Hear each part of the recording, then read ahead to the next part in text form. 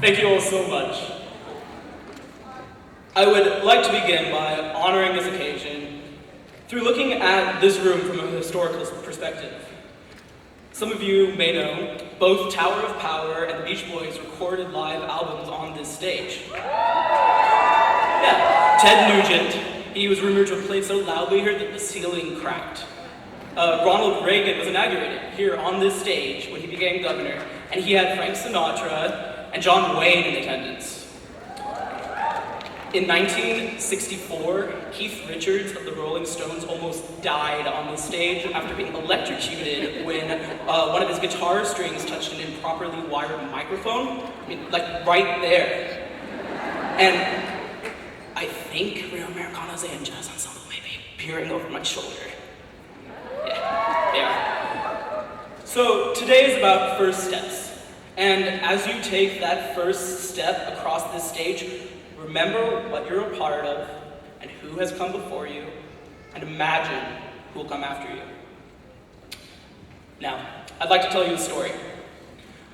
One of the most vivid memories I have of my childhood is of the day the street flooded.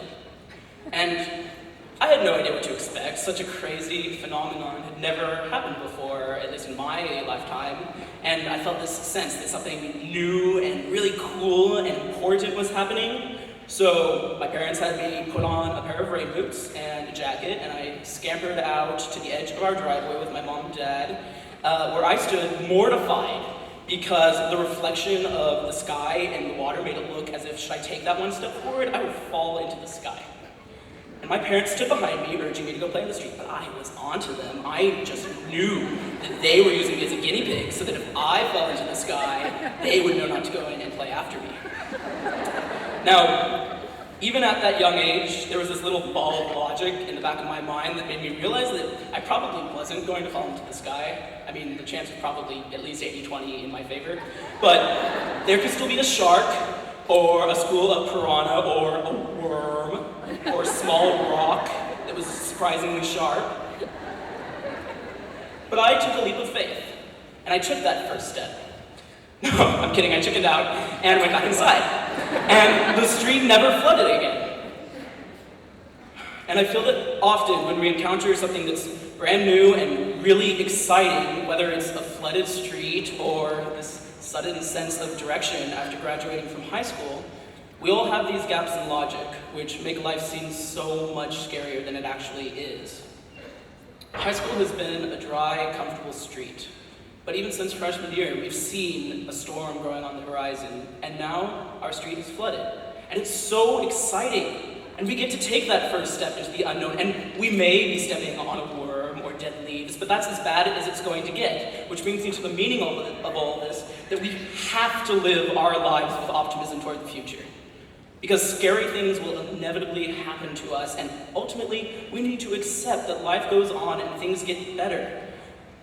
I recently read Milan Kundeра's The Unbearable Lightness of Being, and thank you to my teachers for not assigning much work over the last few weeks, because I've actually been able to read books that I've wanted to. Now, I realize that the unbearable lightness of being is not necessarily a title that condones optimism, but isn't that the point? Because if we can turn such a pessimistic novel into a positive lesson, don't we prove that we can be optimistic about anything? Thank you, yes, I agree. So, Milan Kundera would argue that when we're faced with that decision to step out into the flooded street or go back into the house, this is a quote, there is no means of testing which decision is better because there's no basis for comparison. He sees the rehearsal for life as life itself, and that we live everything as it comes without warning, like an actor going on stage cold.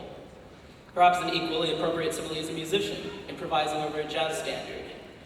It is art in the moment, unrehearsed, and it's the purest form of self-expression. And here Kundera says that what happens only once might not as well have happened at all. That if we only have one life to live, we might as well have not lived at all.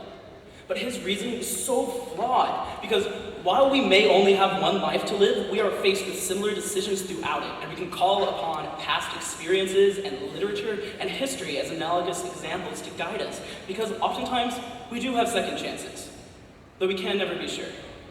While we can lean on the past, we must accept that we have no control over the future. So be optimistic that when you step out into the water and make that leap of faith, regardless whether you step on a worm or your socks get soggy, you may not get that chance ever again. So the moral is own a good pair of rain boots.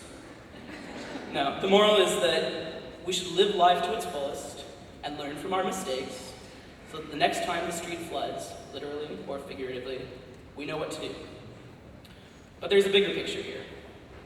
Because ultimately, flooded streets and high school graduations take up such a minute interval of our lives that we have to place them behind one thing that we deal with every day. And that's the relationship that each one of us has with everything around us and everybody around us.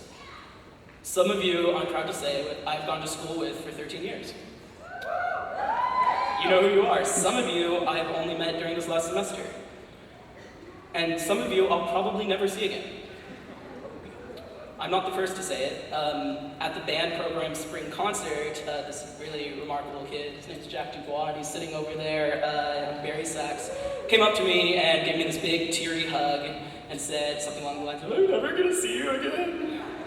And his remark may have been a bit premature. I saw him for the next month because the band program, that concert was back in May, so I saw him at 6:50 every morning.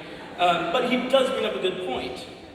So look around you and ask yourself how many people in this graduating class have made some kind of impact on your life. And then think, if you could go back to the beginning, how would you have changed things?